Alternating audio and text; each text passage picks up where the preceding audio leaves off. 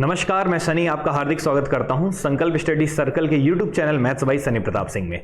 दोस्तों, जैसा कि आपको पता है कि रेलवे एनटीपीसी का जो ग्रेजुएशन लेवल वाला जो फॉर्म है वो आपका आ चुका है। 14 तारीख आज है और आज के दिन आज से आप फॉर्म को फिल करना शुरू कर सकते हैं। आज से फॉर्म फिलअप स्टार्ट हो चुका है और इसी की जानकारी देने के लिए पूरा वीडियो बनाया जा रहा है। इसमें मैं कंप्लीट जानकारी दूंगा कि कौन से बच्चे इसमें एलिजिबल होंगे, मेडिकल जो बच्चे अनफिट हो जाते हैं कई बार लेजिक ऑपरेशन वगैरह के कारण, वो सारा डिटेल में आपको बताऊंगा। जैसे कई लोग का आई साइट में वीक रहता है तो लोग चश्मा हटाने के लिए लेजिक वगैरह कराते हैं, तो कौन से पोस्ट के लिए एलिजिबल रहेंगे, कौन से के लिए नहीं रहेंगे। ये कंप्लीट नोटिफिकेशन गवर्नमेंट का ऑफिशियल वाला आ चुका है और इसकी पूरी जानकारी बच्चे इस वीडियो में मैं देने वाला हूं। तो अगर आप चैनल पे नए हो तो चैनल को जरूर सब्सक्राइब करें। और इसके साथ साथ एक बात और बता दूं, इस एनटीपीसी का प्रीवियस ईयर का जो क्वेश्चन है बच्चे, वो पूरा मैं जो पिछले जो हुआ है 2021-2022 के जो क्वेश्चंस हैं उनका कंप्लीट सॉल्यूशन बच्चे इसी यूट्यूब चैनल पे मैं कराने वाला हूं। एक दो दिन के अंदर स्टार्ट हो जाएगा, मतलब 16 या 17 तारीख से ये स्टार्ट हो जाएगा प्रीवियस ईयर के क्वेश्चन।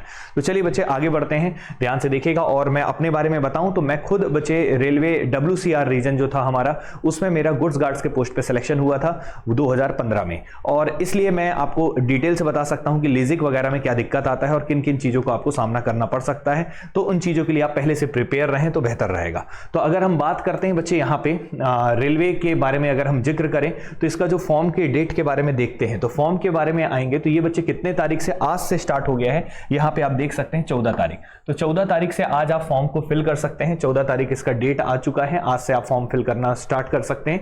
और इसका लास्ट डेट है बच्चे 13 तारीख, मतलब अगले महीना 13 तारीख, याद रखिएगा 13/10/2024 ये आखिरी दिन रहेगा। तो कोशिश करिएगा कि आज से आप है तो आज कल तक आप फॉर्म को फिलअप कर दें, लेट मत करिएगा। कई बार सर्वर भी दिक्कत कर देता है क्योंकि काफी लोग इसका फॉर्म फिल करते हैं, ठीक है। और यहाँ पे डेट फीस पेमेंट का भी क्लोजिंग डेट बच्चे दिया है 14/10 से लेकर 15/10 के बीच में, तो ये डेट को थोड़ा ध्यान से देख लीजिएगा। वैसे फॉर्म फिल करने का जो है आपका फीस उस सब पेमेंट साथ में ही कर दीजिएगा।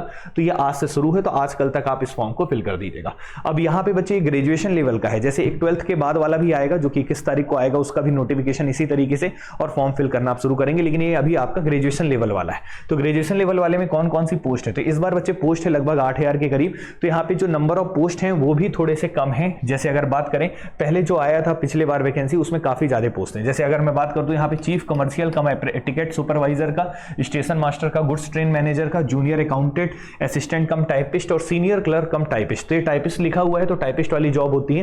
तो ये जो है बच्चे इतने पोस्ट आए हैं, 1 2 3 4 और ये 5। अब इन्हीं के बारे में पूरा जानकारी मैं आपको दूंगा और इन किन पोस्ट में किन किन चीजों का रिक्वायरमेंट होता है, आपको किस में टाइपिंग टेस्ट देना होगा, किस में कुछ भी नहीं देना होगा, केवल CBT 1 CBT 2 से काम आ जाएगा, किस में साइको टेस्ट देना होगा, ये सारी जानकारी बच्चे मैं इसमें आपको देने वाला हूं। तो अगर हम बात करते हैं यहाँ पे कि कौन कौन से पोस्ट हैं, तो सबसे पहला पोस्ट, सबसे बेस्ट पोस्ट जो होता है बच्चे रेलवे में, इन जितने भी आपके इसमें लिखे हुए हैं, इसमें chief commercial cum ticket supervisor होता है। और इसका जो लेवल इन 7th CPC में जो रहता है बच्चे 6वां है, स्टेशन मास्टर का भी 6वां है, गुड्स ट्रेन मैनेजर का 5वां है, और ये टाइपिस्ट वाला जूनियर अकाउंटेंट असिस्टेंट का भी 5वां है, और सीनियर कम टाइपिस्ट का कितना है, 5वां है। लेकिन सबसे पहले ये समझ लीजिए कि इसकी एज की लिमिट कितनी है। वैसे जनरली जो एज लिमिट होता है 18 से 33 साल का होता है ग्रेजुएशन लेवल का। लेकिन बच्चे यहाँ पे अगर आप बात करेंगे 18 से 33 की जो हम बोल तो रहे हैं, लेकिन यहाँ पे बच्चे रेलवे ने आपको 3 साल का रिलैक्सेशन दिया है। वो इसलिए रिलैक्सेशन दिया है बच्चे, बीच में कोविड आ गया था तो रेलवे ने पहली नोटिस जारी कर दिया था। तो 18 साल से 36 साल तक के बच्चे फॉर्म फिल कर सकते हैं। ये जनरल के लिए है 36 साल तक एज लिमिट। अगर आप बात करेंगे ST SC तो इनमें और ज्यादा बढ़ जाएगा, 5 साल और जो भी आपका रहता है उसमें रिलैक्सेशन, तो वो और बढ़ जाएगा, मतलब 40 साल के करीब तक भी लोग फॉर्म फिल कर सकते हैं। तो एज लिमिट में दिक्कत नहीं है, ये एक अच्छी बात है। दूसरी बात है, इसी तरीके से बाकी एग्जामों को भी ध्यान देना चाहिए। रेलवे में जैसे एज लिमिट यहाँ पे इंक्रीज किया है, वैसे सभी एग्जामों में करना चाहिए इनको, क्योंकि बीच में कोविड ने 2 साल 3 साल बच्चों का बर्बाद कर दिया है। और टोटल वैकेंसीज की बात करेंगे तो chief commercial cum ticket supervisor के लिए बच्चे 1736 पोस्ट है, और स्टेशन मास्टर के लिए 994, इसमें सभी रीजन मिला के हैं बच्चे, ठीक है। गुड्स ट्रेन मैनेजर के लिए 3144 है, और junior accountant assistant cum typist के लिए बच्चे 1507 है, ठीक है। सीनियर क्लर्क के लिए बच्चे कितना है, 732, और कुल मिला के टोटल पोस्ट कितना हो गया, 8113, और सभी का एज लिमिट कितना है, 36 साल। तो 8113 बच्चे पोस्ट हैं। अब किस रीजन वाइज भी है, जैसे आप बिलासपुर रीजन में है तो इसका पोस्ट कितने हैं ये भी मैं आपको पूरा डिस्कस यहाँ पे करूंगा। अब मेडिकल स्टैंडर्ड के बारे में बात करते हैं तो मेडिकल स्टैंडर्ड यहाँ पे B2 है बच्चे, कमर्शियल कम टिकट सुपरवाइजर में। स्टेशन मास्टर में A2 है। अब ये B2 A2 होता क्या है ये भी मैं एक्सप्लेन करूंगा इसी वीडियो में, तो वीडियो में बने रहिएगा। और ये जो CPC यहाँ पे 6 और ये 5 जो लिखा था ये क्या है, तो ये बच्चे ग्रेड पे एक अंतर होता है। जैसे मान लो एक एसआई का पोस्ट है और एक एएसआई का पोस्ट है। सब इंस्पेक्टर की पोस्ट एक रैंक ऊपर रहती है और एएसआई की एक रैंक नीचे रहती है, और इसी तरीके से पे स्केल में भी अंतर रहता है। तो उसी तरीके से ये जो 6 वाला जो दिख रहा है बच्चे, ये एक तरह से एसआई का समझ लो, और ये 5 वाला जो दिख रहा है ये एएसआई असिस्टेंट सब इंस्पेक्टर के लिए, इस तरीके से समझ लो। तो इससे अगर मैं बताऊं तो लगभग सैलरी जो 6th वाला रहता है, जिसमें ये बेसिक पे इतना इनिशियल पे दिख रहा है 35,400, इसमें जो ओरिजिनल सैलरी जो मंथली बन के आती है वो लगभग 65,000 बन के आएगी सैलरी। लेकिन इसमें अगर बात करेंगे गुड्स ट्रेन मैनेजर, इन तीनों में जिसमें 5 लिखा हुआ है, उसमें सैलरी लगभग आपका 50-55 हजार रुपए तक बनता है। तो इनमें बच्चे ये सैलरी का ये डिफरेंस रहता है। लेकिन कई इसमें ऐसी पोस्ट हैं जैसे गुड्स ट्रेन मैनेजर, इसमें ट्रैवलिंग अलाउंस मिलता है, तो इनकी पे काफी ज्यादा हो जाती है। तो ये तो बच्चे इतनी सी जानकारी हो गई यहाँ पे कि कौन से पोस्ट में कौन कौन से हैं। अब मेडिकल स्टैंडर्ड के बारे में भी हम जिक्र करेंगे, लेकिन थोड़ा सा भी हम आगे बढ़ते हैं, ठीक है। तो इतना आप लोग को क्लियर हो चुका होगा। तो अब हम आगे बढ़ते हैं, इसमें जो आपकी मेन जानकारी के लिए चीजें हैं उन पे हम डिस्कस करेंगे और फिर हम आगे बढ़ेंगे, ठीक है। तो यहां तक कोई दिक्कत नहीं आया होगा। थोड़ा सा मैं आगे चल देता हूं इसके, ठीक है। अब देखिए यहाँ पे मेडिकल स्टैंडर्ड के बारे में जिक्र कर लेते हैं। तो आपने अभी मेडिकल स्टैंडर्ड में देखा, इसमें मेडिकल स्टैंडर्ड में क्या है, ये A2 है, A3 है, B2 है, और ये क्या है बच्चे, C2 है। तो इसमें A2 क्या है बच्चे, यहाँ पे डिस्टेंट विजन 6/9 विदाउट ग्लासेस होना चाहिए। साथ में नियर विजन ये जो दिया है बच्चे, ये आपको कोई कलर ब्लाइंडनेस वगैरह नहीं होना चाहिए। इसका टेस्ट आप घर बैठे भी कर सकते हैं। A3 बच्चे के लिए क्या है, इसमें 6/9 इसमें भी विदाउट ग्लासेस चाहिए, ठीक है। इसमें और power of lenses not to exceed with और विदाउट ग्लासेस, मतलब दोनों में, ग्लास के साथ भी और विदाउट ग्लास भी चल जाएगा। लेकिन इसमें बच्चे यहाँ पे क्या है कि विदाउट ग्लासेस ही चाहिए था, ठीक है, A2 में। A3 उसके बाद A3 के बारे में था विद और विदाउट ग्लासेस दोनों, मतलब चश्मा लगाते हैं तो भी दिक्कत नहीं, बस आपका विजन इतना होना चाहिए। अब B2 के बारे में जिक्र करें तो B2 जो है बच्चे 6/9 मतलब ये थोड़ा वीक रहता है, इसमें कोई प्रॉब्लम नहीं है, थोड़ा आंख में दिक्कत भी है तो चल जाएगा थोड़ा मोड़ा। C2 में बच्चे ये विजन की जरूरत है। तो ये B2 C2 ये क्या है, ये आपके पोस्ट के अकॉर्डिंग है। तो इसको मैं बेहतर तरीके से समझाऊंगा जैसे अब आगे बढ़ते हैं वीडियो में उसमें कि किस पोस्ट के लिए क्या है। तो अगर मैं सिंपल तरीके से आपको पोस्ट के बारे में जिक्र करूं तो विजन तो जो यहां पे बोला है वो तो ठीक ही था, लेकिन अगर यहां पे मैं डिस्कस करूं और आपको इसी में ही समझा दूं कि किस पोस्ट के लिए क्या होगा एकदम सीधे तरीके से, बिना ये सब आपको तामझाम पढ़ने की जरूरत ना पड़े, तो इसके लिए मैं सीधा सा पोस्ट में आ जाता हूं और वहीं से समझा देता हूं। देखो है क्या कि chief commercial cum ticket supervisor में कौन सा बोला है, B2।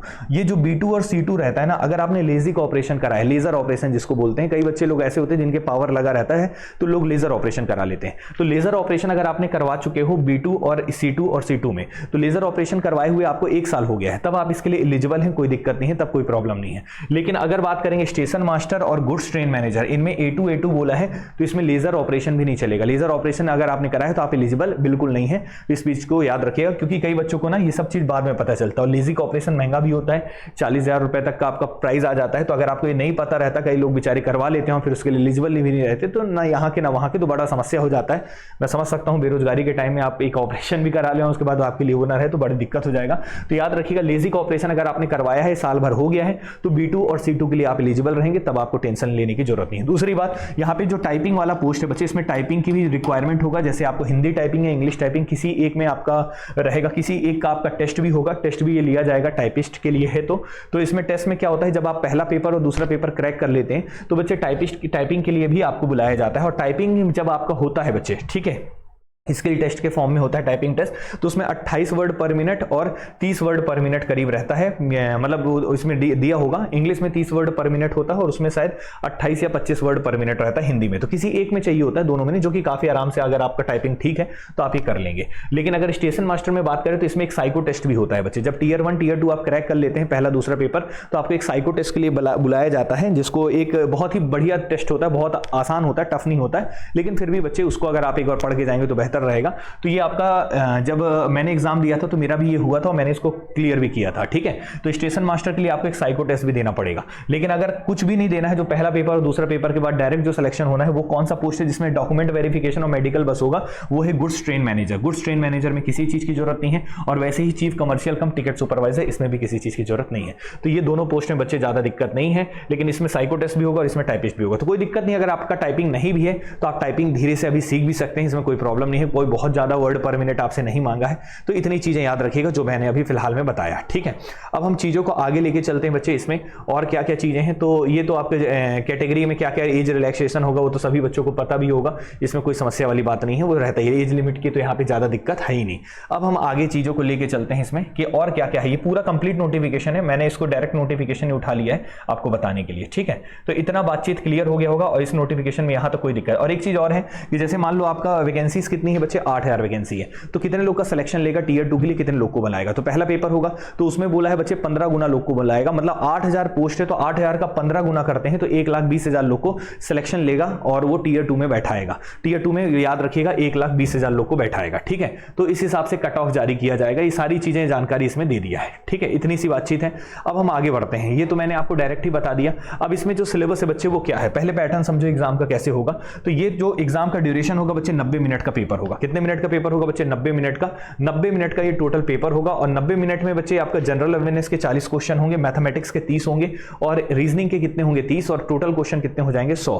तो 100 क्वेश्चन होंगे और 90 मिनट का पेपर होगा। इस चीज को याद रखिएगा। माइनस मार्किंग बिल्कुल होगा। 120 मिनट किनको मिलता है, जो थोड़े से जिनको जो थोड़ा मतलब जो विकलांग वगैरह की कैटेगरी में आते हैं, ठीक है। तो इन चीजों में उनको एक्स्ट्रा कुछ टाइम वगैरह दिया जाता है, ठीक है। तो ये तो बच्चे इतनी सी बातचीत हो गई। अब उसके बाद देखो कैसे है, जो पहला पेपर क्रैक क्लियर करेंगे उनको किस में बुलाया जाएगा, सेकंड पेपर में। कितने लोग को बुलाया जाएगा, 1,20,000 में फिर से बता दिया। और दूसरे पेपर में जब बैठोगे आप तो दूसरा पेपर भी दोगे, उसका भी बच्चे सिलेबस सब कुछ सेम रहेगा। सेकंड पेपर का भी 90 मिनट का पेपर होगा। ये 50 क्वेश्चन 35 क्वेश्चन 35 क्वेश्चन 120 क्वेश्चन हो जाएंगे, मतलब टाइम वही रहेगा, नंबर ऑफ क्वेश्चन बढ़ जाएंगे। बाकी क्वेश्चन में जो सिलेबस है वो वही रहेगा। सिलेबस में कोई चीजें कोई परिवर्तन यहाँ पे नहीं होगा। सिलेबस के बारे में डिस्कस करें तो यहाँ पे आपके सामने दिया 1/3 माइनस मार्किंग, इस बात को याद रखिएगा। तो तुक्काबाजी से दूर रहिएगा। मैथ्स की बात करें तो number system, decimal, fraction, LCM, ऐसे भी पूरा बच्चे टॉपिक यहां पे दिया हुआ है। जैसे ज्योमेट्री, ट्रिग्नोमेट्री अच्छे से पढ़ना है, स्टैटिस्टिक्स अच्छे से पढ़ना है, ये सब टॉपिक बच्चे आपके एग्जाम में आएगा। उसके बाद रीजनिंग का ये पूरा सिलेबस दिया है। ये सारा सिलेबस अगर आपको चाहिए होगा मैथ्स और रीजनिंग का रिकॉर्डेड फॉर्म में, तो हमारे एप्लीकेशन को डाउनलोड करके वहां से आप वीडियोस को देख सकते हैं। उसमें रिकॉर्डेड वीडियोस एकदम फ्रेश वीडियोस डले हैं और लाइव क्लासेस भी बच्चे हम यहाँ पे मंडे से स्टार्ट कर रहे हैं, तो उनको आप लोग यहाँ से बहुत अच्छे से पढ़ सकते हैं। मैथ्स रीजनिंग की बहुत बेहतर तैयारी हो जाएगी। साथ में जनरल अवेयरनेस के बारे में बात करें तो इसकी भी तैयारी आप करना चाहते हैं तो हमारे एप्लीकेशन में इनका भी बैचेज अलग से बना हुआ है। तो इसमें बच्चे ज्यादा फोकस किसमें करना है, आपको स्टैटिक जीके में करना है, करंट अफेयर्स में करना और साइंस वाले सेक्शन में। इन तीन चीजों में अगर आप मजबूती ले आओगे तो आपको फिर दिक्कत नहीं आएगा। तो इतनी सी चीजें हो गई। उसके बाद बच्चे एक जो साइको टेस्ट के मैं बारे में बात कर रहा था, तो साइको टेस्ट केवल किस में होगा बच्चे, ये आपके स्टेशन मास्टर के लिए होगा। तो जब टीयर 1 टीयर 2 आप क्रैक कर लेंगे तो उसके बाद साइको टेस्ट भी होता है। साइको टेस्ट केवल उन्हीं के लिए रहता है। तो कायदे से तो जब टीयर 2 होता है उसी के बाद साइको टेस्ट वगैरह होने लग जाता है, ठीक है। तो जो स्टेशन मास्टर के लिए फॉर्म एलिजिबल रहेंगे या फॉर्म फिल किए होंगे तो उनको बच्चे देना रहता है। ये सभी लोग वैसे देते हैं वैसे, ठीक है। अब ये बच्चे देखिएगा, goods train manager, senior clerk, typist, ये सब चीजें यहाँ पे जो दिया हुआ है इसमें बाकायदा बताया। गुड्स ट्रेन मैनेजर के लिए केवल CBT 1 और CBT 2 दोनों की जरूरत है। इसमें कोई स्किल टेस्ट की रिक्वायरमेंट नहीं है। कोई स्किल टेस्ट नहीं भी है तो भी अगर आपके मार्क्स अच्छे आएंगे तो कट ऑफ के हिसाब से आपका सिलेक्शन हो जाएगा। सीनियर क्लर्क कम टाइपिस्ट के लिए बच्चे इसकी बात करेंगे तो इसमें पहला पेपर और दूसरा पेपर तो देना ही है, लेकिन इसके लिए टाइपिंग टेस्ट भी आपको देना पड़ेगा। फिर इसके बाद भी इसमें भी क्या देना पड़ेगा, टाइपिंग टेस्ट। किसमें बच्चे, junior accountant assistant cum typist, typist जिसमें लिखा उसमें टाइपिंग टेस्ट देना है। फिर उसके chief commercial cum ticket supervisor में बच्चे इसमें भी क्या है, इसमें भी क्या है, CBT 1 और CBT 2 है। अब इसमें बच्चे ना आपको टाइपिंग टेस्ट देना है ना आपको यहाँ पे साइको टेस्ट देना है, लेकिन स्टेशन मास्टर में बच्चे आपको यहाँ पे दोनों देने के साथ साथ साइको टेस्ट भी देना है।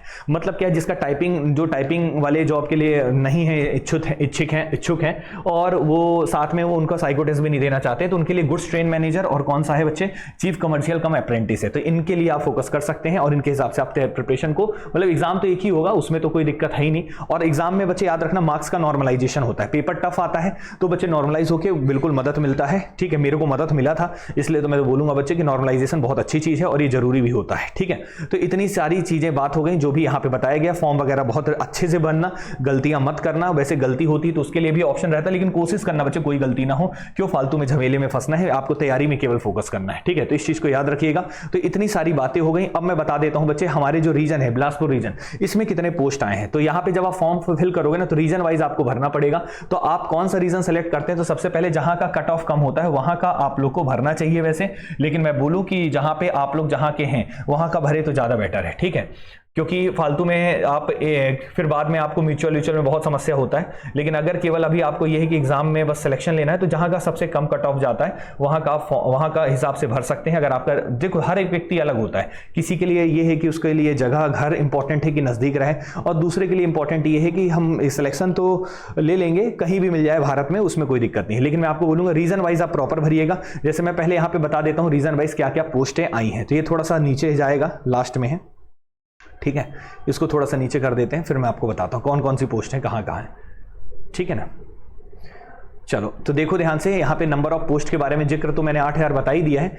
अब इसमें ये बता देता हूँ मैं कि कौन से रीजन का कितना है। जैसे अजमेर रीजन का है, ठीक है, मैं बिलासपुर में सीधा आ रहा हूँ। ये बेंगलुरु रीजन का है, ये किसका है, भोपाल का है। भोपाल के बारे में भी बता देता हूँ, ठीक है। भोपाल में बच्चे टोटल नंबर ऑफ वैकेंसीज कितनी है ये देख लीजिएगा आप लोग थोड़ा सा। तो यहाँ पे देखेंगे भोपाल रीजन के बारे में अगर हम जिक्र करते हैं तो भोपाल रीजन में अगर आप टोटल जाएंगे वैकेंसीज के बारे में, ठीक है, तो यहाँ पे आप देखिए टोटल कितनी है। तो ये कमर्शियल, ये चारों पांचों पोस्टों को मिला के बच्चे यहाँ पे अगर आप बात करें, जनरल के लिए 65 है, एससी के लिए 32 है, एसटी के लिए 12 है। लेकिन याद रखना एसटी एससी में जो कम दिख रहा है ना, इसका मतलब ये नहीं कि उन्हीं के लिए है, तो वो जनरल वाला भी दे सकते हैं। तो इसमें जोड़ के आप देख सकते हैं, ठीक है। टोटल बात करेंगे तो 155 है बच्चे, ठीक है। तो ये पोस्टों की संख्या है भोपाल में, भोपाल रीजन में ये पोस्टों की संख्या है, ठीक है यहाँ तक।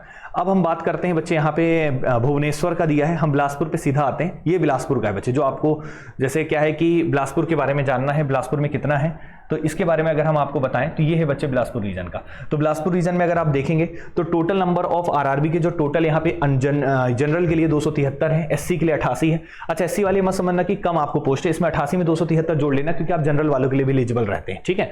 तो ये 273, ये अगर हम टोटल पोस्ट के बारे में बात करेंगे तो 650 है, लगभग 649 है, ठीक है। तो ये आप देख सकते हैं किस में कितना है। सीनियर कलर कम टाइपिस्ट में बच्चे कितने हैं, तो 11 और ये कितना हो गया 4, 11 और कितना 4, ठीक है। और इस तरीके से गुड्स ट्रेन मैनेजर सबके लिए आप देख सकते हैं कितनी कितनी पोस्टें हैं। तो इस हिसाब से आप अपने बिलासपुर रीजन को ही फिल करिएगा। और कट ऑफ भी अगर मैं बात करूं तो कट ऑफ के एक अलग से वीडियो बना देंगे कट ऑफ के लिए, ठीक है। बाकी उम्मीद करते हैं यहां तक आप लोगों को समझ में आया होगा। और इस तरीके से बच्चे आप फॉर्म को अच्छे से फिल कर लीजिएगा। और कोई समस्या हो तो जरूर कमेंट करके बताइएगा, और दिए गए नंबर पर व्हाट्सएप भी कर सकते हैं। और इसका बैच बच्चे हम बहुत जल्द शुरू कर रहे हैं, ये आपका मंडे से स्टार्ट होने वाला है। कोई जानकारी चाहिए हो तो जरूर बच्चे संपर्क करिएगा। और बहुत ही मिनिमम चार्ज पे ऑनलाइन पे बैच रहेगा, और ऑफलाइन बैचेज बच्चे बिलासपुर में भी चलेगा। तो उम्मीद करते हैं आपको ये सारी चीजें समझ में आएंगे। मिलते हैं अगले वीडियो में, तब तक के लिए थैंक यू सो मच।